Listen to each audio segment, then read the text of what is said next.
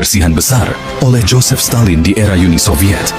Pembersihan besar, atau disebut juga teror besar, adalah kampanye politik yang sangat brutal di bawah kepemimpinan diktator Uni Soviet, Joseph Stalin. Kampanye ini bertujuan untuk menghapus oposisi, memperkokoh kekuasaan Stalin, dan menanamkan rasa takut di seluruh Uni Soviet. Sebagian besar ahli memperkirakan bahwa setidaknya 750.000 orang dieksekusi selama pembersihan besar yang berlangsung antara 1936 dan 1938. Lebih dari 1 juta orang dikirim ke kamp kerja paksa yang dikenal sebagai Gulag selama pembersihan besar. Operasi kejam ini menyebarkan teror di seluruh Uni Soviet dan meninggalkan dampak yang bertahan lama.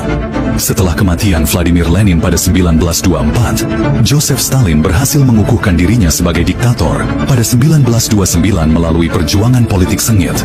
Setelah Stalin menjadi pemimpin Uni Soviet, ia menghadapi pertanyaan dan tantangan terhadap otoritasnya dari beberapa anggota mantan Partai Bolshevik. Pada pertengahan 1930-an, Stalin mulai menganggap siapapun yang memiliki hubungan dengan pemerintahan Lenin atau Partai Bolshevik sebagai ancaman terhadap kekuasaannya. Hal ini mendorong Stalin untuk melakukan serangkaian tindakan keras yang dikenal sebagai pembersihan besar, sebuah periode represi politik dan pembersihan internal yang bertujuan menghilangkan oposisi. Peristiwa pertama dalam pembersihan besar di Uni Soviet terjadi pada tahun 1934, dimulai dengan pembunuhan Sergei Kirov, seorang pemimpin terkemuka Bolshevik.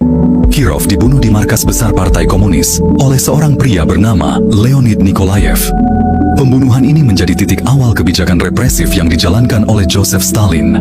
Meskipun perannya masih diperdebatkan, banyak yang berspekulasi bahwa Stalin memerintahkan pembunuhan Sergei Kirov. Setelah kematian Kirov, Stalin melancarkan pembersihan besar-besaran dengan dalih menemukan konspirasi anti-Stalinis.